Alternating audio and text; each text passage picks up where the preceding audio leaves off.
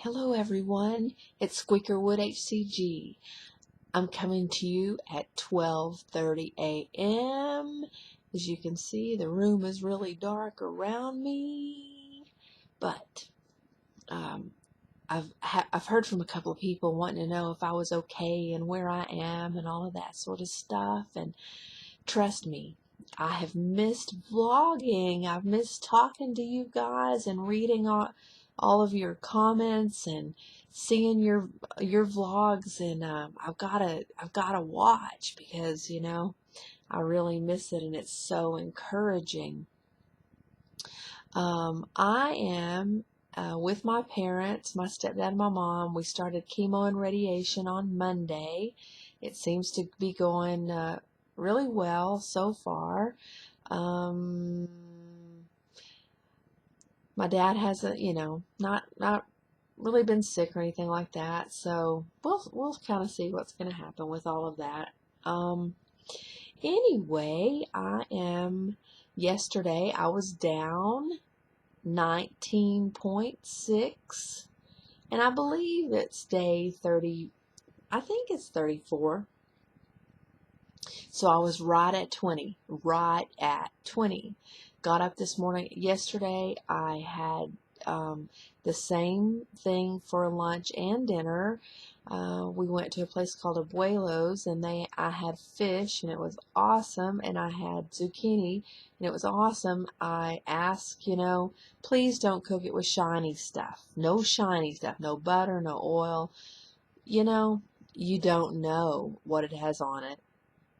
So it tasted wonderful. I don't know if the seasoning had sugar in it, or I'm gonna pick it to pieces, but I don't know. And so I had fish and zucchini lunch and dinner.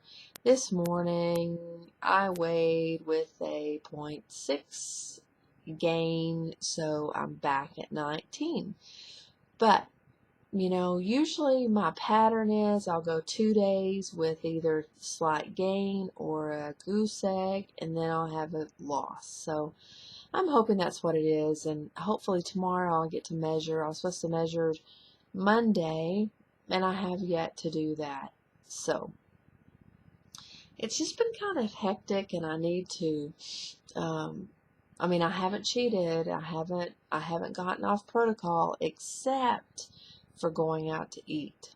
I've only cooked one meal for myself, which I would rather do, but yet the first day we were here, we had to be at the hospital at 8, I think it was 8:15, and we didn't get out of there till 2, and I was starving.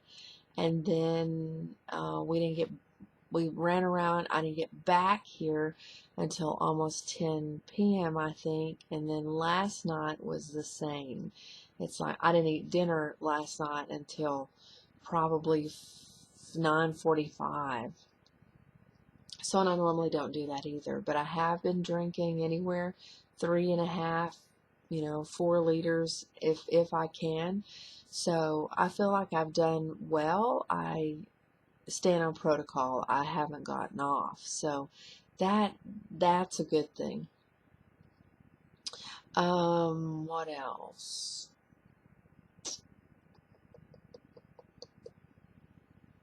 Anyway,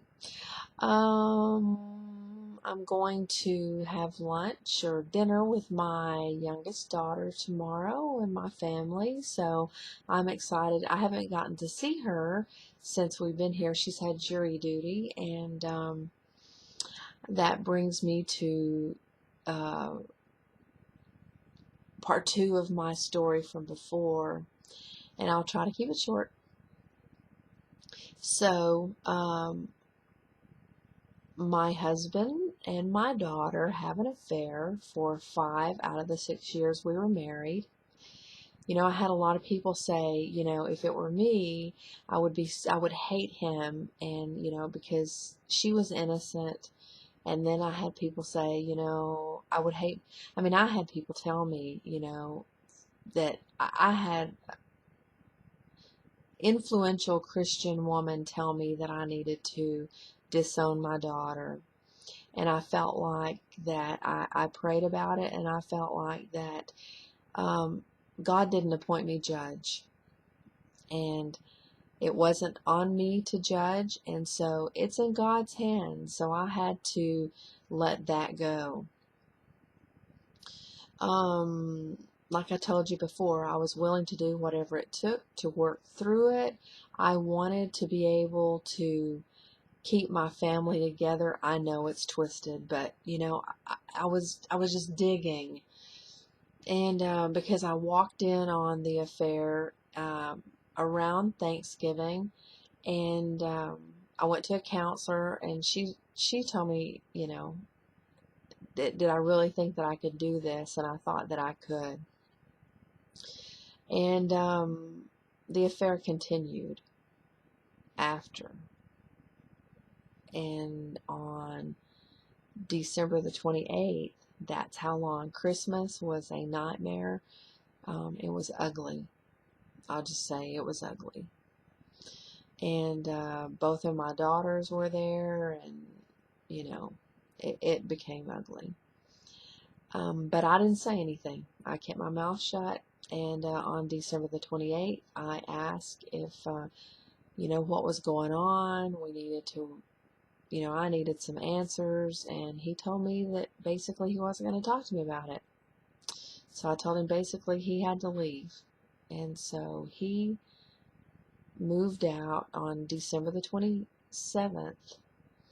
And then my daughter moved out 2 weeks later. And so going from 2 children, my daughter, and her husband in my home, to completely empty, dark, lonely was very, very, very difficult. And like I told you before, and then on top of that, I got divorced, and then I did not have a job. So as you can imagine, it was so hard, and all I could do was pray. I prayed, and it was like, God, just, I have to work. I have to do this. And I felt like that it was time to be, I felt like the Lord said, be quiet, be quiet. And I came to a part of me that I've never known. It was a dark, deep, ugly place. And then one day, I don't know how long it was, my oldest daughter called me, and she was crying, and she said, Mother, I gotta tell you something. And I said, what? She said, I'm so sorry. I said, what? And she said, Mother, I'm sorry. I'm sorry. What? She said, they're getting married. And I said, okay, calm down, quit crying. It's okay. I said, the reason that I took my maiden name back whenever I was divorced was because I knew deep down in my heart that this was going to happen. I knew. So they got married in July. My divorce filed in March. They got married in July.